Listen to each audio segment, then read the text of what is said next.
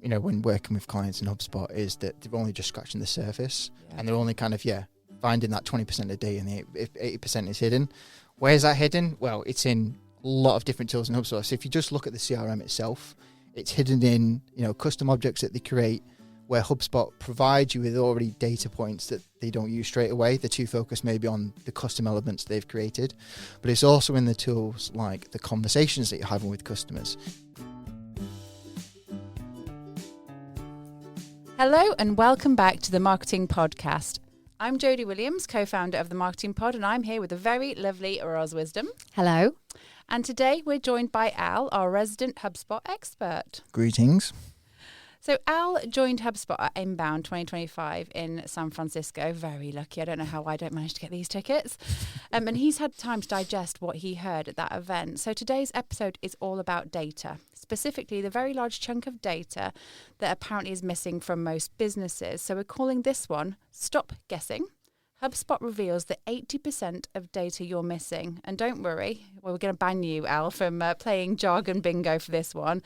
Okay. So the terms, things like single source of truth, will not give us a full house today. So let's go back to Inbound 2025. Take us back there. What was it like, Al? What was the vibe like in San Francisco? Immediately stepping off the plane, there was HubSpot billboards in the airport. So it was like, from the moment you landed in San Francisco, there was already that buzz about HubSpot and Inbound, which was, quite exciting as you go off. And then as you drove into San Francisco, there was just more billboards Inbound. So you're already excited even before reaching the hotel. But actually, throughout the week and just being in and around the buzz and the sheer size of Inbound I've never been to anything like it. So it was like a quiet experience for myself. One in a million that was. And just the vibe and energy was really good all around San Francisco. You're there with like other like-minded people that all, I guess, love HubSpot as much as I do as well. So being able to be all around those people, just fantastic 3 days. You found your tribe. They were on my tribe, yeah. And what was it like with the driverless cars? Because I like the first city, the Waymo. Aren't they? What's it called? Waymo. Yes. Interesting and hilarious, actually. So we first clocked on that they were driverless when they were going past, and I was like, there's no driver in that car. I was like, right, we have to get one. We ended up getting about 50 throughout 3 days. But the first time we got one, me and Rave, we hailed the Waymo over, and it says it will not stop for other cars. It will not block traffic.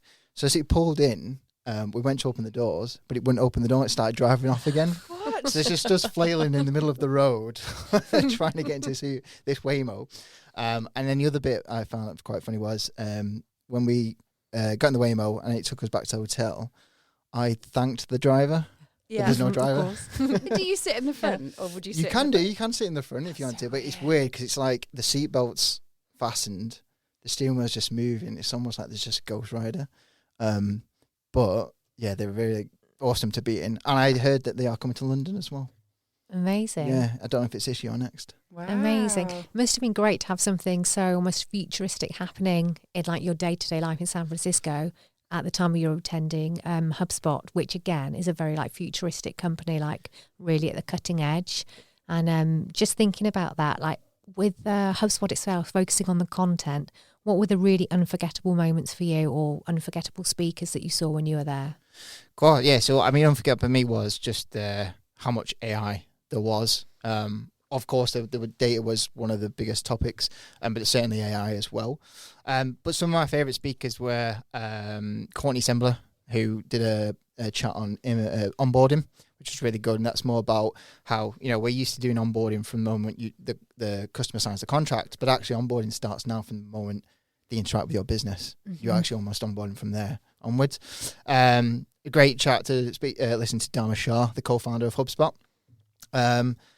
But one I really liked, I don't know if you've seen it, Hot Ones on YouTube, Sean Evans.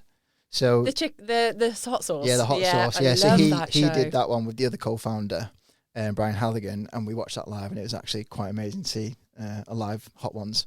So he's doing an interview whilst he did an interview, basically blowing their head. Highly recommend to go watch it on YouTube. It's really good. Love it. Yeah. And then other unforgettable moments, I guess speakers were really good, but I actually found so much value in the product demos as well. So they're just like quick 15 minutes, they'll show you a new tool that they're kind of launching, and I got so much value from them as well. Yeah. So there's too many to tell you. Oh, it Boston. sounds amazing. It's Amazing. Boston next year, isn't it? Yes. Right, It we're is. all coming. Yes. We're all coming to Yeah. it. It's not so far, is it? I think we should all have a ticket. Exactly. Business wide 40. I think so. Yeah. Okay, so let's get into the detail, Al. So the big headline from Inbound that they kept coming back to is this stat of the 80% of missing scattered data. Mm-hmm. So in very simple terms, mostly for me, please. Yep. What actually is that 80%? Where is it hiding? Because most businesses think that they're data led. We hear that they're data led, but actually they're probably just working from dashboards, spreadsheets. In Roz's case, Post-it notes. Post-it notes are great. Yeah, of course. So where is this? What is this data? Where's it hiding? Absolutely, yeah. So one thing I always find, when working with clients in HubSpot is that they're only just scratching the surface, and they're only kind of finding that 20% of data, and the 80% is hidden. Where is that hidden? Well, it's in a lot of different tools in HubSpot. So if you just look at the CRM itself, it's hidden in custom objects that they create, where HubSpot provides you with already data points that they don't use straight away. They're too focused maybe on the custom elements they've created. But it's also in the tools like the conversations that you're having with customers, the emails that are sent back and forth that go through the sales integration. Also thinking about the sentiment that you get through feedback surveys, support calls. Just it's kind of scattered everywhere. And normally just untouched. But there is the other elements of that. If you think then outside of the CRM, you've got your third-party tech stack where you're not integrating with HubSpot. So if you've got an Azure shopfront, if you're using 3CX calling, if you don't have them integrated, then your data is, it's all over the place. It's very disjointed. And then another one, as you said, like Post-it notes, spreadsheets. Honestly, spreadsheets are just where it's kind of written down in someone's diary. That's where the other 8% is hiding. And if it's not in the CRM, you're not utilizing it. Would you say you haven't got a single version of the truth, Al? Oh, absolutely. Yep. The amount of data out there is absolutely vast. But if most businesses are only using that neat, visible 20% to make decisions, why is that so dangerous? Yeah, absolutely. So you can say that's so dangerous because you're only using a portion of the data that's available to you. And if you're trying to build an end-to-end process, you need that other 80% to fuel it. So, for example, a lot of the times I'm onboarding sales teams and they're so focused on the sales pipeline that they forget the other tools around them and the data that they can leverage. So they're trying to move a deal from, creation through to close one. And they're too focused on the pipeline information, but they're forgetting about the information that they're getting from the emails that they're sending out, the conversation intelligence they're getting. So being able to look back at their conversations and the transcriptions that pull from that. And then all the kind of hidden data that's in the HubSpot. So HubSpot will track and date stamp data in your HubSpot portal, and you can surface that, but half the time I find it that they've not done that. So that's where you need to be finding that 80% to see that whole picture and build that end-to-end process. That's great. Thank you. So if we accept that most businesses are just trying to understand their customers using fragments, how is HubSpot positioning itself as the solution to that problem? Because we know that sales often have one slightly rose-tinted story, marketing has another, and customer services probably know the truth. So how does it actually pull it all together? All of those conversation calls, emails, web data, Roz's Post-it notes. How does it do it all in one place? Yeah, of course. So I would say definitely in the last 6 to 8 months, there's a lot of work gone into the data studio side of HubSpot. Now, it's an area of tools that you can really dig into the data in your HubSpot. And some of the key ones that I really like are the data model. So being able to step back and have a look at the architecture of your HubSpot portal. So you can kind of identify, right, within the CRM, I have my contacts and companies and any custom objects I create. And then from a sales point, I can see I've got my conversations, I've got my deals, I've got my other objects in there. But you can then map and see how they interact with one another. You can look at the relationships. And you can also then build out, custom association labels beyond that and really get to grips with the CRM and the data in your HubSpot portal. Another tool I really like is Data Agent. So this one's really good because you can actually spin up, you can take data, so you can import data in and it will match it to what you currently have in your CRM. So, avoiding duplication, but also highlight information that you thought you would never have spotted that aligns with maybe like your audiences in HubSpot And that's a really good one. And then another one that I think is kind of an unsung hero is the Breeze Assistant. So just on the side, you can just ask it questions. You say, right, quickly build me a list of, customers in, the UK energy sector. And it will go ahead and do that. It will just look at your CRM data and pull that for you. So you don't have to worry about going into HubSpot lists, creating a list, worry about putting the right filters on. It will just do it for you in a matter of seconds. This is all AI powered, isn't it? Yeah, mostly. Yeah. But yeah, data agent, data model, Breeze Assistant. And that's just scratching the surface there with those three. Fascinating. Thank you ever so much. Those tools sound amazing. And I know that Inbound is always really big on announcements. Were those the tools that they were announcing there, or were there other new ones which came out that you hadn't heard of before? There was, correct me if I'm wrong, but 200 updates. Oh my God. Wow. Okay. Yeah, so I was a bit torn on being pulled from. I was torn on which kind of speakers to go to and which ones I had to miss out on. But no, there was like huge changes to AI. So a lot. If you're in HubSpot, you'll see AI everywhere now. It will pull up summaries. Data studio, which I mentioned. A really good one that I like is in the marketing studio as well. So being able to traditionally you would basically build your campaign, add your assets, and you just kind of view it in a table format and then look at performance. But in this new marketing studio, you can go ahead and build your campaign on a canvas, much like a Miro board, or using like a flow diagram where you can connect your assets together, and then teams get visibility on how that campaign's built, how it flows, and how a prospective customer will go from a campaign ad through to a form, through to then into the pipeline as well. So that's a really good one.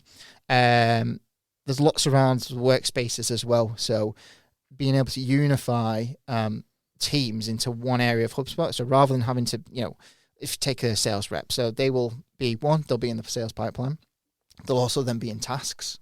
They'll also be in the calling tab as well. So there's a lot of jumping around HubSpot, but the sales workspace unifies that now. So rather than having to jump from page to page, just in one area where all that information's collated and put in front of them as well. So it saves them a lot of time. Amazing. Does it feel intuitive? Because it sounds, for somebody who might be a bit of a HubSpot novice, is it really super user-friendly? I think that's one of the key selling points to HubSpot, is the fact of how user-friendly it is. One thing I find as well from adoption that I get feedback from is how easy it is to just pick with HubSpot and go. The interface is fantastic. Everything's just signposted nicely. So yeah, I would agree with that. Good. Amazing. And for all those updates you've talked about, the different announcements and the updates, which ones would you say would be the real game changers in terms of finding that missing data that we were talking about earlier? Yeah, so one, and I'll give you a good example of how we used it in a minute. Smart properties from Data Agent. So what you can do, you can go ahead, create a smart property. And what you do is you give that property a prompt to find your data. So one that I did, this won't find a data, but even for a formatting example, we created a smart property that would find the company's legal name and then format it. So I don't have to worry about workflows. I don't have to worry about relying on custom development to run that process for me. The HubSpot AI and the smart property will do it, and it will go ahead. It will search research into company's house and pull that data straight in. Where previously we would have had to build a custom card to do that, and then have to call on different APIs. We don't have to do that anymore. We just build a smart property and let that do the work. I highly recommend smart properties, and also AI. There's a lot. If you're looking around HubSpot, there's a lot of areas where it will now just build summaries for you and recommendations. So a good one is, again, if I just go back to the sales workspace, they have a recommendations area in that, where what happens is a sales rep will go back their day to day for a couple of weeks using the sales workspace, and the AI will learn how they use HubSpot to the point where it will then recommend you what you prefer to favor based on the time. So if I'm a sales rep that likes to work on tasks in the morning, it will start recommending me tasks in the morning to work on them and set them as a priority for me. And that's all driven by the AI as well in HubSpot. Wow. Where will it be when we all go to Boston next Yes. year, all of us?